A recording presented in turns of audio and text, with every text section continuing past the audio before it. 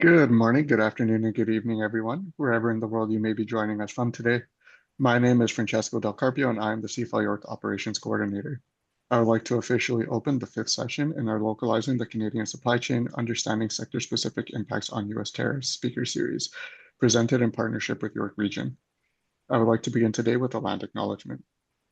We acknowledge and recognize that many Indigenous nations have long-standing relationships with the territory upon which our campuses are located that precede the establishment of York University. The area is known as Takaranto and has been caretaken by the Anishinaabe Nation, the Haudenosaunee Confederacy, and the Huron-Wendat. It is now home to many First Nation, Inuit, and Métis communities. We acknowledge the current treaty holders, the Mississaugas of the Credit First Nation, and that the territory is subject to the Dish with One Spoon Wampum Belt Covenant, an agreement to peaceably share and care for the Great Lakes region. As this is an online event, our participants may be joining from various locations, so I strongly encourage you to learn about the traditional land upon which you are located. With this, I welcome our moderator, our speakers, and our participants from around the world. Welcome to our webinar. It is now my great pleasure to introduce our moderator, Janet Song. With expertise in community development, business leadership, and strategic operations, Janet is committed to driving meaningful impact. Previously, as Senior Operations Lead at the Canadian Urban Institute, she helped administer the $15 million My Main Street grant program to support business growth in Southern Ontario. Previously, as Executive Director of the Prince Rupert and District Chamber of Commerce, she championed economic development for over 250 businesses during the COVID-19 pandemic. She also revitalized immigrant services at Hecate Strait Employment Development Society, launching a community garden, public farmers market plans, and large-scale job fairs. Her passion for social impact and sustainability is reflected in her work with organizations like the United Nations Global Compact, Network Canada, Public Inc., and the Canadian Cancer Society. With a strong track record in project management, event coordination, and community engagement, she continues to drive economic growth, sustainability, and inclusive development. Janet, thank you very much for moderating today's session and your ongoing help with putting this series together. The floor is yours. Thank you, Francesco. Thank you all for attending today, especially as food prices are going up, and let's dig deeper. First of all, I want to start with housekeeping rules for an engaging session. This is being recorded and shared afterwards, and we encourage diversity of thought that is respectful and courteous. Ways to engage include the chat box, so please do share your name, where you are living, or the organization you're from, as well as we have two spaces for Q&A. One is the Q&A box, and after 30 minutes in our speaker panel, we can open it to our participants to raise their hands and speak during the roundtable session. A follow-up will be some summary notes and some shared resources that will be emailed to you. And if you attend 50% of our sessions, you will get a certificate from CFAL York. So a little bit about the speaker series, which is about localizing our supply chain and understanding sector-by-sector impacts on U.S. tariffs. So an hour every 2 weeks from April 10th to June 19th, we will look into different sectors most impacted by U.S. tariffs and feature insights from industry experts. We've talked about automotive manufacturing, agriculture and fisheries, energy, critical minerals, and food. And today we talk about food, beverage, manufacturing, and we'll end off with forestry, wood, and construction and real estate in the next 2 weeks. And the goals and objectives of this series is first to understand Canadian sectors impacted by tariffs, analyze the impact, discuss policy and trade responses, and hear from industry experts. And the intended outcome is that we can co-create. I hope to create a summary of resources shared, and at the end of our series, we hope to share a supply chain resiliency guide for businesses where we can all reflect and see how we can look forward together in the future, both short-term and long-term, on how to weather storms of uncertainty. And I want to give an update from last session on what is happening in the world of tariffs. Everything mostly stays the same except for 50% tariff on Canadian steel and aluminum products since yesterday. So one big thing that I also want to highlight is that around in a year and a month, there will be a CUSMA review on this agreement, and this is the agreement between Canada, United States, and Mexico on their partnership with trade. So something to think of when we say supply chain things can take time, but things are going to change even more within the next year, especially as tariffs are exempt if they abide by the Kuzma review, which is mostly stating that if most of the product is made in North America, it is exempt from tariffs. So an agenda for today's session is we're going to have our lovely speaker panel and then open the floor to Q&A and roundtable discussion. So without further ado, I'm excited to introduce all of our speakers today. I first want to welcome Chris Conway. He's the president of Food and Beverage Ontario, which includes over 4,000 establishments employing over 125,000 people. He is a seasoned policy and industry leader with over 20 plus years in advocacy, government relations, and association leadership, including CEO of Concrete Ontario and Career Colleges of Ontario. Chris brings deep insights from the front lines of trade, regulation, and stakeholder strategy, plus a national perspective on what businesses really need to build resilient, localized supply chains. Next, I will hope to welcome Martin Hilcoat, who is the Chief Operations Officer of PVAL International, an end-to-end 3PL supply chain solutions provider with a coast-to-coast network across Canada. With 25 plus years of global experience in warehousing, manufacturing, and distribution, his experience spans different industries, transportation to clothing, building products, chemicals, food, and now third-party logistics, where he provides customers with innovative and customized solutions for businesses of all sizes. This includes coast-to-coast shared logistics network and just-in-time deliveries to help clients meet challenges in a turbulent trade landscape. And finally, we hope to welcome Howard Tam, who's sharing his video about his work. He is the CEO, Foodie-in-Chief of Eat More Scarborough and founder of Think Fresh Group. With a background in urban planning and government policy, his mission is to elevate Toronto's suburbs through culinary tourism and strategic local innovation. From kitchen tables to trade tables, Howard will explore how local food ecosystems can be a powerful force for economic resilience in a post-tariff world. And Davina, who is his team member, she is a tour coordinator at Eat More Scarborough, and she will be helping with answering some questions if you have during the roundtable session. She manages the logistics and operations behind the food tours, and she works closely with local restaurants and partners on service and menu design to deliver memorable culinary experiences to celebrate Toronto's diverse food scene. Welcome, everybody, and let's get started with some questions. First of all, I am going to tap into Chris. Could you please start off with an introduction of yourself on the food and beverage manufacturing sector and supply chain sector? Sure, absolutely. So you gave a very good overview there of kind of who we are and who I am, so I'll keep it fairly brief. Essentially, we're an umbrella organization that represents food and beverage processors across the province. As you mentioned, 4,000 establishments, significant contribution to GDP. And we're the largest manufacturing sector by employment, not just in Ontario, but in Canada. So food and beverage processing is. So my joke is it's everything in the supermarket other than fresh fruit and vegetables is produced by members of ours, so in all categories. So we represent, bakery, dairy, wine, meat, poultry, confectionery, and so on. So all that to say, we have good representation across the board when it comes to the sector. And in terms of me personally, as you said, my background is in public policy and advocacy. And so I spent quite a bit of time in that and been personally very involved in the tariffs file. The sector's been very involved in the tariffs file. And I think we're a very good case study as to how integrated our system is with the United States and how dependent we are on some of that trade. Yes, and I can't wait for us to dive deeper into the integrations of it all and how tariffs, even the 50% steel and aluminum, will rock your world, not now, but maybe in the later down the lines. So I'm bringing it to you, Martin. So could you share a little bit about your work into the supply chain space, and perhaps even food and beverage, which is what you've done in the past? A little bit of Yeah, sure.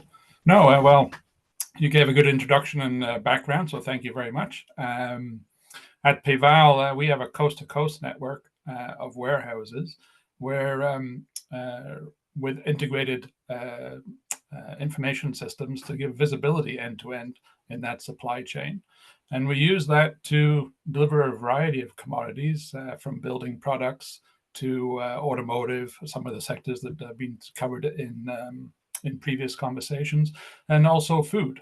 I myself have some of my background in food packaging and manufacturing and distribution across Canada and into the US. So I'm experiencing it from, I guess, in the trenches. What were some of the challenges as a manufacturer and distributor of food products across Canada and into the US? And now I'm taking that knowledge and experience and helping leverage that to provide solutions to those industries within Canada and through our coast-to-coast network, which we have a vision of being able to deliver to any Canadian within one day across coast to coast across Canada. So that's what we're striving to build to help organizations, both large and small, to meet the challenges of the world and deliver to their customers next day or within 2 days. And so I think in the context of our conversation where we're going to need to develop new customers and new outlets for our products in light of what's happening in the US, I think there's a lot of potential for companies like Pival and Pival to help organizations achieve that. And maybe one thing I'd point out is that people might think of supply chain as being sort of rigid and fixed, and really it isn't. It's customizable to each particular situation, and that's what we really do at Pival is partner with you to understand your challenges and where you need support, and then put together a solution that meets those challenges, addresses those challenges. So I'm looking forward to this conversation and to meeting more of you, perhaps outside of this forum. For sure. And connections are so valuable. Right now, in today's conversation, we're really tying in food and where it goes, especially with perishables. That is something that needs some quick time to get to place, as we could lose it off their shelves if there's issues with supply chain. So now I just want to bring it back to Chris. So given this recent US tariff, how is this impacting the operations of food and beverage manufacturing from your major network? What have you been hearing? Well, one of the things we've been hearing is that we did a survey showing that 30% of our members export 50% or more of their product to the United States. And I mean, this varies. We have some companies that export up to 90% of their products. So there's significant relationships with the US. We have, Canadian-owned companies in our membership. We have cross-border companies in our membership. We have companies that are international, multinational in our membership as well. So everybody's situation is a little bit different. But suffice to say, everybody is pretty much was affected by this. In the current situation, things have improved dramatically. So we're finding that members, for the time being, should largely be okay. Now we've just had some recent changes to steel and aluminum tariffs, and we'll see how that plays out because that does potentially affect, for tin steel in particular, canned goods, and that was a problem previously. And so we'll see how this plays out now with this latest announcement by President Trump. So we're heavily affected by this. And the example I give is, and it's not simple. So we go in the supermarket and we see, lots of maple leaf stickers and labels on things. But when you really get into it, for example, if you take French's Ketchup, who have a facility in Leamington, Ontario, Heinz still operates in Canada, but in Montreal for their processing. So they bought the Heinz facility. The tomatoes are grown in Ontario, and they're start off in greenhouse, then move out to field, and they're processed here, and they're packaged here. But the company's American, so you look at that and say, well, there's a significant component of that that's Canadian, and some of the definitions are challenging too about what is exactly a Canadian product. So it's not easy. We often say, and you hear this a lot, you can't unscramble an omelet. And there's a lot of integration for us and a lot of cross-border stuff, and that includes the companies themselves. So it's a complex situation. There are thousands of harmonized codes in the U.S. trade system, which, talking with Agriculture Canada, they started explaining to us what they were going to have to be doing with this. And then there's the remissions process, which people who are affected by this have to go through. And there, initially were some serious concerns around timeline. We had all this happening during a federal election. So, in terms of, I think it's fair to say the public service holds back a little bit on certain things when there's an election going on, and they want to be cautious. So we were working through the remissions process, and I think that's gone as well as it could. So that's the situation we're in. I think we've emerged largely okay for the time being. But it's a very precarious situation, I think, for all of us, and we're well aware of that. I will say finally, one thing people don't tend to think about this, we're victims of our own success in that the food's on the shelf, which is great, and that's what we want. But what's happening to get that there sometimes in the last few years is nothing short of miraculous, and we can talk more about that as we get into the session. Thank you. Thanks, Chris. It's really great for you to bring it back to our daily lives. You go to the grocery store, you pick it up, and you just expect it to be there. And I want to bring one more perspective in from Howard, because he will showcase the importance of restaurants who pick these food from the shelves and bring it and really empower and showcase the food there to the people to eat. And restaurants are definitely struggling with this, because when food rises, their costs rise, and they have to pass that to customers, especially during a time where many people's pockets are pinched. So I want to provide that perspective on what are restaurants saying, from Howard Tam, who is the CEO of Eat More Scarborough. So I'm just going to share really quickly his perspective, and then I'm going to bring it back big level on supply chain with Martin.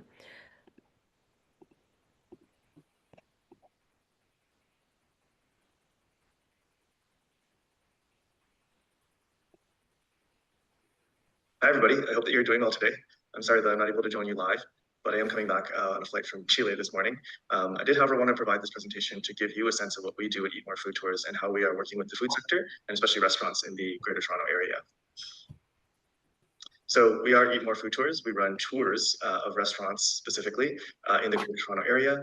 Our mission is to tell the GTA's unique food story to the world. We run tours by bus, walking, as well as carpool. We've been doing these tours for a number of years now. We take groups out since 2018. We actually started by focusing on food in Scarborough, which we say is the best food suburb in the world. It's Toronto's easternmost suburb. It's one of the most diverse food places that you'll ever go to. It has some of the most amazing high quality restaurants and food.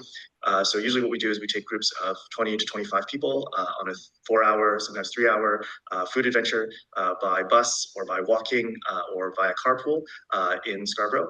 And we also do retail and private bookings as well. So retail being open bookings that you can book online as an individual, as well as private tours that you can book as a private group. And in 2014, we've actually grown a bit, 2024, sorry, we started growing a bit by offering tours of downtown Yonge, the Yonge and Dundas area, as well as Greektown in partnership with the local BIAs that are there. And also we plan on offering tours in other places like Markham and Pickering in the coming months in collaboration with some of the destination marketing organizations that exist out there. And our tours have been featured in places like Condé Nast Middle East, the LCBO's Food and Drink magazine, CTV News, as well as more recently there was a feature in Spacing magazine about what we do. So why is today's food story so unique, and why are we telling it? It's really directly correlated actually to Canada's immigration policies. We now have some of the most amazing and authentic restaurants anywhere here in this country, often side by side in urban and suburban communities offering whatever cuisine that you desire. So all kinds of cuisines, all kinds of food options are available here, where you can find great, amazing restaurants that are right next to each other. And in not many other places in the world, really, are you able actually to try so many cuisines with such high quality, all clustered together all at the same time. It's really actually quite unique. I mean, you can visit many other countries where the food is really great of their home cuisine or of the culture that is there. But to have it all available all at once is actually a truly unique feature of Canada at this time, and it is something that we want to highlight and focus on. And this really drives a lot of demand for food businesses and customers always seeking out the best experiences, the best flavors, the best food. And we keep seeing that there's so many new places that are often opening up and taking experiences to the next level. So we want to be able to showcase that and highlight these amazing chefs and restaurateurs that are doing such amazing work. And so what does this mean kind of economically? As a way to sort of connect the dots together, what we've been seeing is that our food system is connected actually to lots of amazing global talent, local manufacturing and production, and the latest cultural trends really from all over the world. What we see is that there are chefs who bring their local or regional authentic recipes from back home. They're coming here, they're cooking it, and these are things that are, as unique as the dishes that they're producing, but also as the stories that they're telling from the different regions that they're in. We often talk about how in Scarborough, for example, you don't just go out for Indian food. That's just a too broad a category now. You have to start talking about the sub-regional kind of cuisines that you're trying to eat. You're going out for. So it could be Hyderabadi, it could be Punjabi, it could be Kerala, it could be Tamil, and so we are talking about like at that level of detail, because that community actually now exists actually to support that kind of cuisine and restaurant. We are also talking about local agriculture and food manufacturing that's geared towards these diverse communities. So a lot of homegrown, locally grown produce that is supporting this, as well as food manufacturing like frozen dumpling stores or like sauce factories, right? That is actually geared towards these diverse communities that are coming together now and opening up shop in places like Scarborough. And of course, a lot of this is driven by much larger, sort of broader questions around global foodie culture and the seeking of food-oriented experiences, which has become a major thing in many cities and in many countries around the world. And this is an ever-evolving, burgeoning economy. It's really actually happening right now, and it's happening in places that you wouldn't normally think about, suburban strip malls, industrial centers, industrial plazas, places like that. And for many people in these communities, it's not super well advertised. So it's kind of, if you know, you know, and you go and you actually seek out these food experiences, you look them up on social media, or you find them on Google Maps, or you just happen to drive by and you see it. And this is a homegrown market, right? Make no mistake, this is something that's happening right here in Canada right now. And it is chefs and restaurateurs with connections all over the world that actually local economies can really lean into and tap into this local food manufacturing that is sourcing some ingredients probably globally. And so undoubtedly, of course, like these sectors are facing many challenges. Again, from what we've observed, definitely increased rents and inflation, the impact of tariffs, right, causing food prices to rise. There is stiff competition in the sector, of course. Everybody's always trying to outdo each other. And we keep seeing that happening in new restaurants or food businesses that pop up. And in this environment, of course, there's a lot of cutting of staff, raising prices, turning to new products and services, new methods to enjoy, new experiences that are being developed to help counter these challenges. I think that the number one story is food quality, because that actually is what gets shared on social media. That's actually what gets shared, through word of mouth, right? People will come back for that. We're part of this world of culinary tourism, where really we actually help as storytellers and event creators that bring an experiential lens to food businesses. So what we do is we help to promote and create experiences that can help a business distinguish and attract new clientele. Many of our tours are actually folks who take our tours are actually locals looking for new experiences, who want to like see a different side of the city, and also want to explore new food and new cultures. Here's just a few quotes from some of the restaurateurs who we've partnered with in the past to feature their food in their restaurants.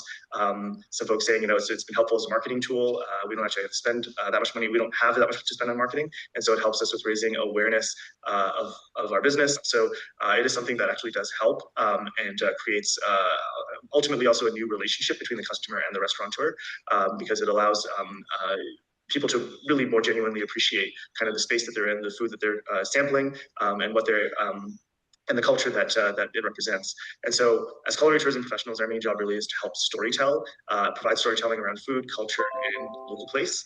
We help to uncover and amplify what is not obvious while delivering a really great guest experience. So we develop, as part of this, we can help develop community pride and help people learn and appreciate what they're having in the spaces and communities that they are about to enter. As our guests often say, the biggest thing for them is that you make it easier for us to try new things. I just sit down and food shows up. I don't have to think about where to go or what to order. And so we've done that work for you, right? We've figured out what's good on the menu.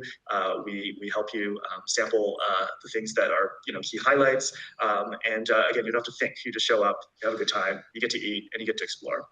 And of course, the story does drive direct economic impact.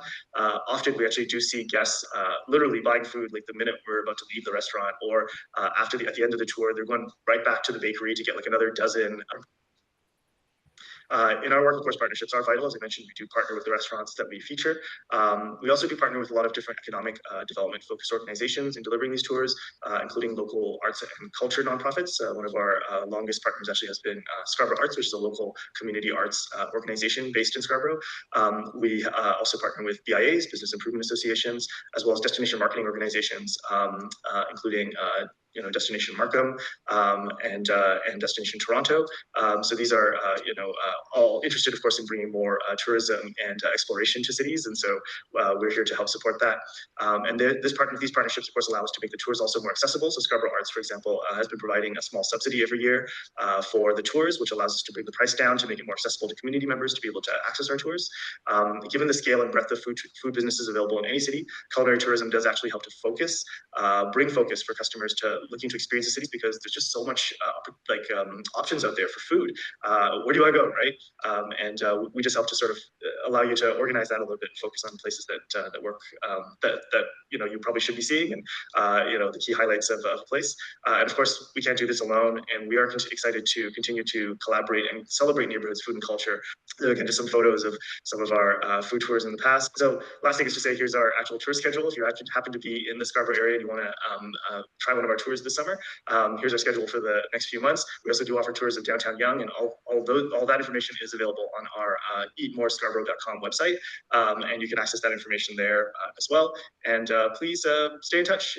That's my email address. That's my phone number if you want to reach out and chat with us. And of course, our social media channel is at Eat More Scarborough on Instagram, and we're also on LinkedIn. So thank you very much for attending this presentation today. My colleague Davina actually will be available to answer some questions as well during the Q&A. Thank you. So I would just want to provide that perspective for everyone. There is so importance in the short term to really talk up the power of food and to bring it back into the taste buds and remind ourselves we are in Canada and we are a place of diverse flavors. And how do we really keep that going in order, the system going and the supply chain going, in order for us to all experience good food and quality food here in Canada? So now I'm going to bring it to Martin and ask about what your perspective is in that high level of supply chain impact in the food and beverage manufacturing. How does your business provide that coast to coast system and really deliver that one day at a time goal? Because there's so much impact that can happen with tariffs and costs and change of operations in that chain. Yeah, no, it's funny. I wanted to bring it back to, I think, to something that Chris brought up about, there's lots of harmonized codes, and yet when I listen to Trump talking, he makes it very simple. Stands on the lawn and says, "Yeah, it's 30% on everyone, all these ones here." And I remember talking to a supplier of pizza sauce the next day, and he says, "I've got 8 trucks lined up at the border, and no one's got a clue how to get them through the border, and what tariff applies to what and who to where, sort of thing." And of course, in food, that's a challenge because there's a shelf life, and so it's more complex than we think, and it's created a lot of confusion and challenges.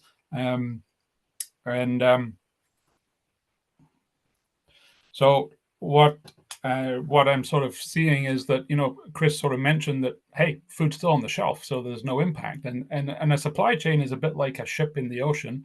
If you want to change course, it might take a little bit of time to change course because there's already food in the supply chain. There's food already flowing. There's an established flow, maybe 6-8 weeks supply of planned product flowing through to store shelves. And so you don't see the impact straight away of changes. Part of the challenge that I've been hearing from customers is what do we do? How do we react? What is the short-term reaction or the long-term reaction? What's the long-term impact? And what I see initially is a little bit of like uncertainty, confusion, shock. There's a lot of impact on something that we were used to. Like, we've woken up this morning and the world isn't the same as it was yesterday, and we're used to that being there and that predictability. And so the reaction that I'm seeing is that some people are saying, okay, I need to start investigating alternatives. What are some of the things I can do? Can I use, so we've been getting calls for, can you store some of my product temporarily? Like, I had it destined for the US, but I want to hold it before it goes across the border because, hey, maybe in a week these tariffs will go away, and that won't happen. On the flip side, we got some people who are saying, hey, quickly ship my stuff across the border before someone puts a tariff on, so that I've got more of this supply chain on the other side of the border before these extra costs get incurred. Because at the end of the day, the tariff is an extra cost, which affects demand, I guess, and depending on the products you're producing, that will have a bigger impact or not. And so people aren't so sure how to respond short-term or long-term. Short-term, what they might look at, and what I've seen is, people are saying, how do I mitigate this risk? And so what they've sort of looked at is, maybe I need to change my supply chain. So I have some customers who used to ship product into the US and then back into Canada. And so they've now said, okay, I want to develop a separate supply chain in Canada for my product so that I don't go across the border. And so that's another sort of solution that they've had. I've had other customers who are going, hey, look, I'm trying to plan 2 years down the line or 3 years down the line, because that's what supply chains do. And so I'm choosing to sort of say, hey, whatever noise I have at the moment with Trump and these tariffs won't impact my decision for things that I'm doing 3 years from now. So they're taking that approach. So I'm seeing different strategies or ways to look at this. I think Howard there mentioned talking about layoffs and things like that. That's the thing I've seen also to sort of mitigate risk. People are tightening their belts and going, okay, how can I slow down my supply chain a little bit, or how can I control costs a bit, because I'm anticipating that probably in the future there will be some impact to cost. There will be some tariff in place. And so who bears the cost of that? To keep my product competitive in the marketplace, do I need to absorb some of that cost? And how do I do that and keep my margins where they need to be for my business to be profitable? So those are, questions and challenges that are being faced. And what we're sort of able to provide is an alternative, or a way for people to say, hey, look, I'm looking at developing my Canadian market now. So we've been getting calls from we have a European coffee producer who originally was looking to go into the US, but now they're approaching us to say, hey, look, I'm going to start in Canada. And because we have that coast-to-coast network, we give them that flexibility to start smaller, so they could start in the Toronto area or Ontario, and then they could expand west or east into Quebec as they grow. So where they wouldn't have looked at us in the past, because they would have just gone straight to the US market and said, that's where I want to start, they're now saying, okay, let me start in Canada. And then when this noise dies down, or we understand a bit more of the playing field that's going to be in front of us, then we could expand into the US. And so that's what we're here to do, is to help partner with people like that, to help get involved in the challenge they're facing and the decisions they're trying to make, and help provide some solutions that, we might provide those solutions, but maybe there'll be other people who provide those solutions to them. We're looking really to partner and support. So I think we're going to see a bit more of that, trying to develop a supply, or reorient the supply chain to look at the Canadian market. And look at how we could do things more in Canada while holding steady in the US. And so interprovincial trade barriers and developing like distribution supply chains across Canada rather than north-south or expanding those supply chains and rethinking them across Canada, I think it's healthy. I think it's good. I think that's actually seizing the opportunity. So while companies are mitigating the risks by, trying to control costs and, some of the strategies of either storing their product in our warehouses short term, or perhaps looking for a bonded warehouse to store closer to market in the US while these things resolve themselves. I think that's an opportunity where we're going to see those interprovincial routes develop. And I know Chris probably has some thoughts on how that would evolve. I know, Chris, maybe you could jump in there. Sure, absolutely. I just mentioned that I was very moved by Howard's presentation because we actually have a program. I posted the link to Careers Now. So a big part of what we're doing is we need a lot of people in the industry. We have nearly 5,000 vacancies currently just in Ontario at all levels in the sector, frontline, skilled trades, office jobs. And so this is actually a free resource we run. We're partnered with many post-secondary institutions, chambers of commerce, other groups.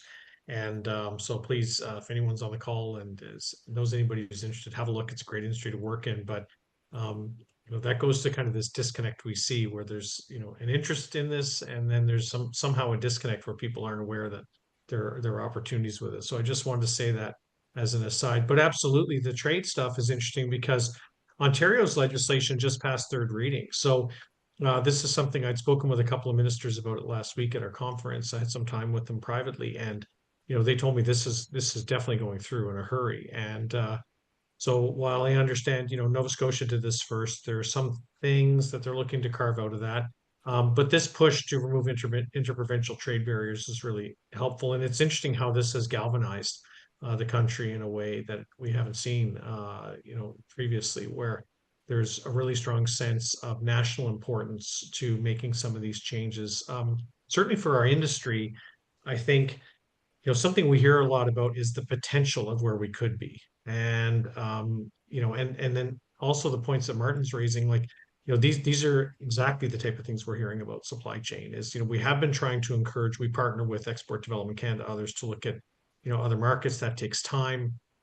And people are very sensitive to some of these supply chain disruptions. So when things happen, and I've been surprised even that smaller companies in Ontario are affected by these things. So, and then the perishable, non-perishable good stuff, I'm sort of wondering, this is almost a bit of a conspiracy theory, but the trade data that came out, some of the stuff we were hearing was a lot of people were shipping product out before those tariffs came in to make sure if it was non-perishable, they were getting it across the border before the tariff. So when I look at those numbers, I sort of wonder, it'd be interesting to see in the next few months how that sort of normalizes a little bit, because I think we were certainly hearing that there was this push.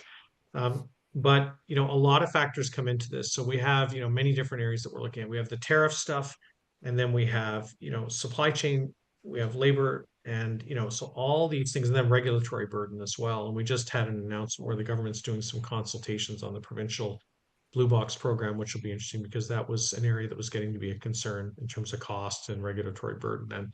And it's something we want to succeed, but in a way that's manageable for industry.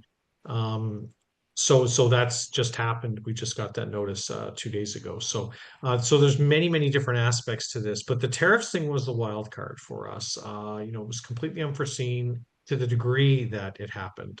We all were anticipating, we were talking about this before Trump got reelected, that if he got in, this would start up again. I don't think we anticipated to what degree this would happen in the scope. The problem is the discussion, and you mentioned this, Janet, about CUSMA and the renegotiations, that some of this stuff is completely outside that process, which makes it very difficult from an advocacy perspective to manage, because we were getting announcements one day to the next, just happened this past weekend, that we're changing basically according to what the president felt. And so then the industry is reacting and trying to figure, okay, what does this mean and what's going to happen? And it was sort of 30 days, 30 days, 30 days. And then, you're trying to manage a process around that, which becomes very difficult because obviously, given the complexity of this stuff, these are usually things that are managed by trade experts, customs brokers, supply experts, like, so to get in the middle of this, and we were literally, I mean, with the remissions process, you're we had an attachment of all the harmonized system codes that we could compile from all the different segments of the industry we represent that we sent into finance, trying to make sure that they were included in the remissions process. And there were some nuances to that even that we were hearing about that, could potentially affect on who's getting rebates. And who's registered for the remission process. So if your customs broker is registered, would they be getting the rebate versus the company and so on? So there were all these things that were happening that added a tremendous amount of complexity. And now on the heels of that, there's a little bit of PTSD. And our theme at our conference last week was we're trying to get people to move beyond this paralysis. And we were thrilled to see this very big public announcement by one of our large members, a $450 million investment in Canada. They're a European company based here.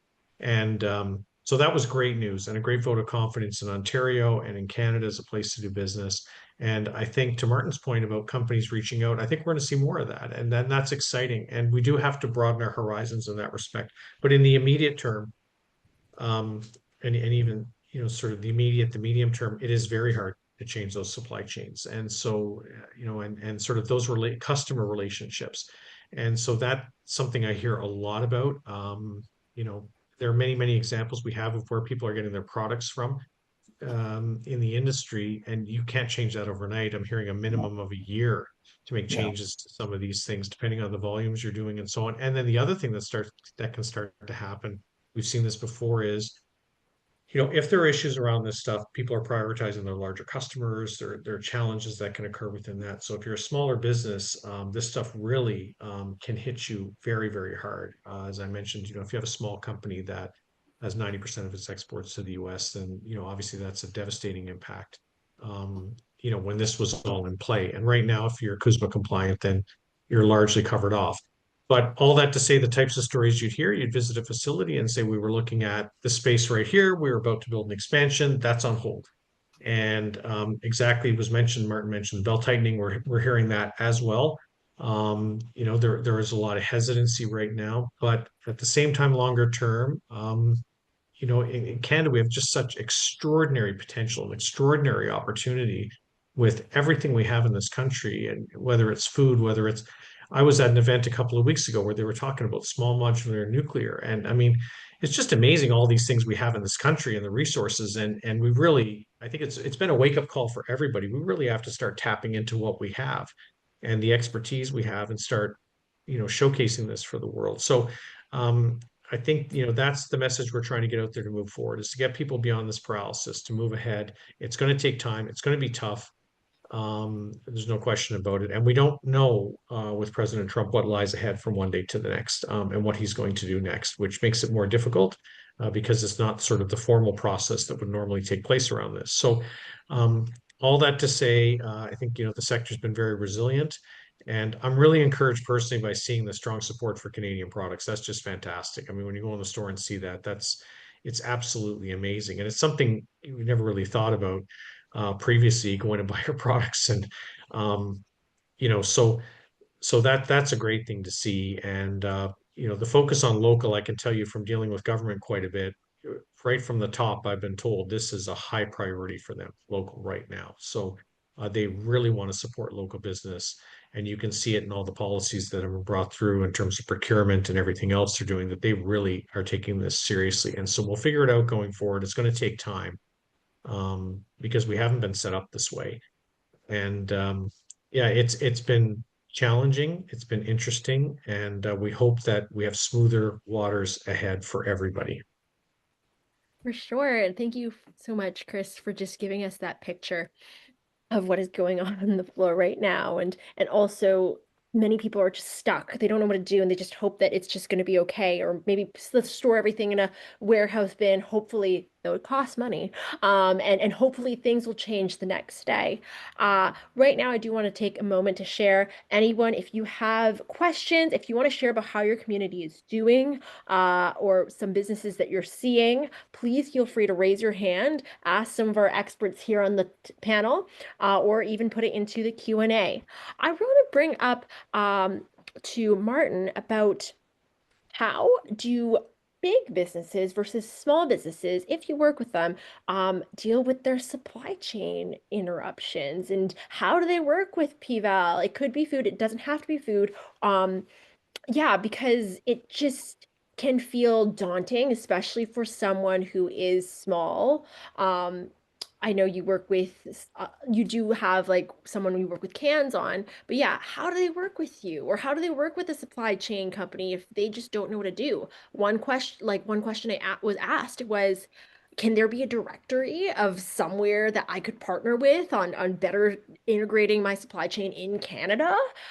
Just questions on how to bring my product from point A to point B when my supplier is not very reliable anymore in the US. And let's change little things because, yeah, our relationship with the US has changed. Yeah, no. So, of course, anybody who has any questions like that, or would just like to, bounce some ideas around or explain their challenges, then please reach out to me, and I'm here to help and draw on the resources that we have. If I was thinking about large organizations versus smaller organizations, it's the difference, I think, is that a large organization is able to weather some more storms. They're able to, they have more resources to maintain the status quo, to absorb some of the hit. I think also larger organizations tend to be looking at their supply chains 3 or 4 years out. So they're planning much further ahead. When I used to do planning on the supply chain side, I'm working at least 18 months ahead on my product, on the supply line, and on my network and resources, I'm maybe 2-3 years ahead of where I want to be. So large organizations, they also have a few more resources to look at different scenarios, and they have more flexibility in their supply chain. So they can maybe just change the country they're sourcing something from to get around tariffs. Smaller organizations, not so easy to do some of that stuff. They maybe don't have as many options for suppliers, and so they're more directly impacted. And they may not have the resources to problem solve or troubleshoot a supply chain. So those are areas where we can help and have been helping our smaller customers to gain efficiencies and to help them to give them options. So our vision is a shared logistics program across Canada. So because we have a big sort of sustainability drive and push as well as part of our culture, ethos, our belief system. We're ISO certified 9001, and we're about to be ISO 14001, the environmental certification as well. So we believe a lot in this, and those efficiencies that we can get from sharing resources with larger and smaller organizations can benefit the smaller organizations, our smaller customers, that they can find some of the efficiencies to help them mitigate the risks of or mitigate some of the cost expense that they may be experiencing. So I think what we can do for the smaller customers that we have, and for smaller companies, is provide that guidance and thought, and that different ways to solve the challenges that they're facing, and help them address those challenges. We do the same for the larger organizations, but they have more resources to internally to address that. I think what we are seeing is people rethinking their sourcing and their distribution, and rethinking, looking at different ways to achieve the same end result, perhaps not using the US in the same way that they do today. And so I think the only thing we will see is change. It'll be different, and I think it should be stronger and better for it. I think just like coming out of the pandemic, I think we were stronger and better for it. Although it was a tough few years. It taught us something about flexibility in supply chains and the importance of supply chains. And this is a similar sort of impact because the US is a large part, a large customer for a lot of people. Thanks, Martin. And I'm going to bring it back to Chris with Jayesh's question. Are there any specific strategies Canadian food and beverage companies can adopt to remain resilient amid cross-border trade uncertainties? Are there any particular forms of assistance that trade associations can provide to food and beverage firms navigating U.S. trade complexities? There's a lot of questions on what to do, and they're going to you, Chris. So what's your thought? Sure. I mean, there is a lot actually. And, first and foremost, there's the remissions process that the federal government has set up. So that's working through federal finance. And so that's in process now. That takes a little bit of time. So people are getting remissions through that if you're affected by US tariffs. But also, if you look at the Protect Ontario plan that the province has released, and they just did this, they affirmed this in the provincial budget and also the provincial throne speech. So it's $40 billion of support for industry. And a lot of this is very specific to tariff affected industries. So one of the big things in there is the $1.3 billion Ontario Manufacturing Investment Tax Credit, which was raised from 10% to 15%, and now also applies to publicly listed companies that are operating in Ontario. So I can give you an estimate. If you take food and beverage manufacturing as 15% of the manufacturing market in the province, which is about what I believe it is, you're looking at nearly 200 million in support just from that. There's also the Trade Affected Communities Program, which offers 50 million in support. And there's also the Invest Ontario funds that were announced. And so what you'll see a lot of times is if there's an announcement for an expansion or a capital investment, you'll see a piece of that is from Invest Ontario percentage. So the announcement I mentioned earlier, where it was 450 million, about 34 million of that came from Invest Ontario. So, and there are other supports out there beyond that, but the government really has stepped up provincial level to provide a lot of support. Federally, we're still working through that.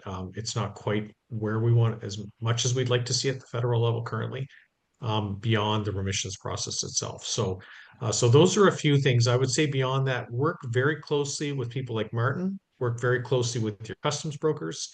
And then beyond that, start exploring, Export Development Canada has some great resources there for other markets. And we did a webinar series with them where we looked at Asia, South America, Europe. And over time, there's a possibility of building some of those relationships. So that's not as immediate, but really it is something to look at. And there's surprises in there, things that we've come across that surprised us as well about supplying inputs. For example, so steel tins I mentioned earlier, I had a call from a company in South America that's a large provider down there, and they operate in Ontario. I wasn't aware of them. And they're probably going to be ramping up their operations here as a result of that. And so anyway, so there are all kinds of things out there, but work with people who can provide you with that expertise. There are government resources out there that can help. And so really, truly, please have a look and take advantage of those. And we do send updates like this to all our members. So I wrote an update personally on the budget, all the specifics of it when it came out, and any of these things we are tracking.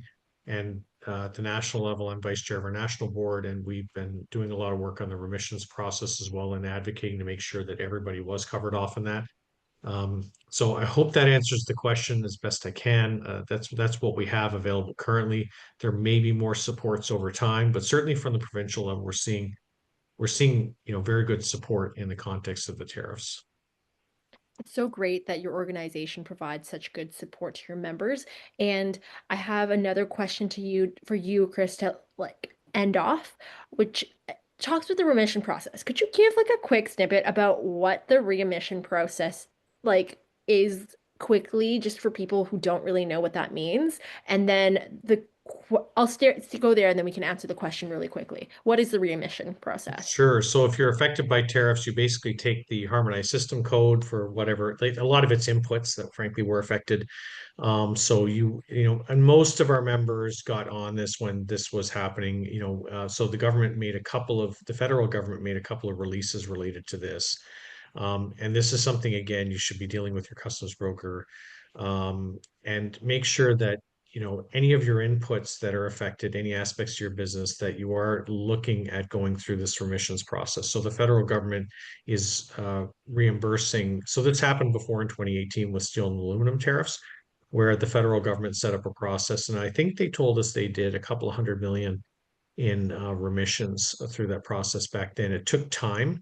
We're hearing different things. I haven't spoken with anyone who's received the remissions as of yet, but they were working to dramatically decrease the times that they're going to be processing these. So initially we heard 10 months, which caused some shock because people said, you know, it's a very long time, particularly if you're a smaller company, to carry this sort of thing. And it's been sped up, and I've heard everything from, you know, 6 weeks, 8 weeks, that kind of thing. So, but again, talk to your customs broker, look at the remissions process. Information is available online from federal finance.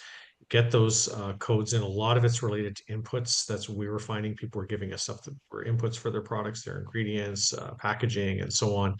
And what happens, for example, with something like tin steel, is it undergoes what they call substantive transformation when it goes across the border both ways, and then it gets hit twice with tariffs. So that's the kind of thing that this is set up to address, so that you're not getting a double whammy from the tariffs. So that's the type of thing that's affected, but there are all kinds of products that are affected by this. So we had a very lengthy list that went into federal finance that we compiled as best we could to represent every segment of the industry, you know, in terms of what types of things could be affected. So that's some information, but it's available online. Again, talk to your customs broker because this is quite specific to each business. So ideally, you don't want to fumble through this yourself. You want expertise, and people like Martin can help you as well on the supply chain stuff. And I highly recommend that, particularly smaller companies. I mean, you really should be reaching out to people to get help with this stuff. Yep, and we're here to help. Well, thank you so much, Martin, Chris, Davina, Francesco, for joining today as speakers and support, as well as our attendees.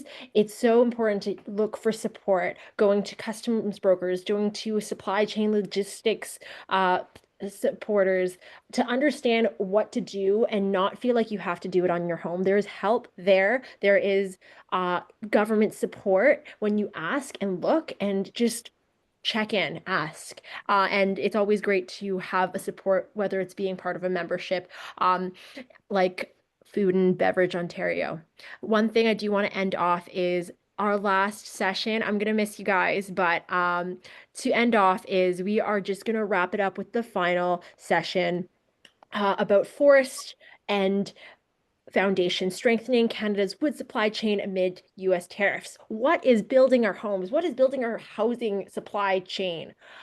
What is building places for us to stay and call home in Canada? Wood is at stake, and we are not sure what's going to happen, but let's talk about it next 2 weeks.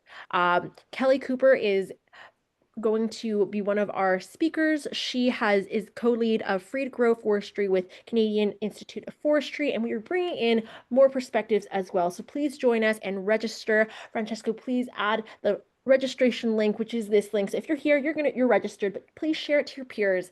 I hope you have a wonderful rest of your day, and I hope you take something with that to understand that help is here. Just ask. If you want to have any follow-ups, please feel free to email Francesco, and we will direct it to the right places. Have yourself a wonderful rest of your day. Bye for now. Thanks so much, Janet. Yeah, I just quickly wanted to also thank Martin, Davina, Chris for being here, and thank you to all of our audience members for taking the time to join and ask questions. And thank you to Howard, who will hopefully be seeing the recording, and thank you so much for sending in your video. And yeah, I think you covered everything, so thank you so much. And I hope everybody has a great day. I did put my email in the chat, and I shared our social media as well so that everybody could stay up to date with us. And with that, thank you so much. Have a Thank good you. day.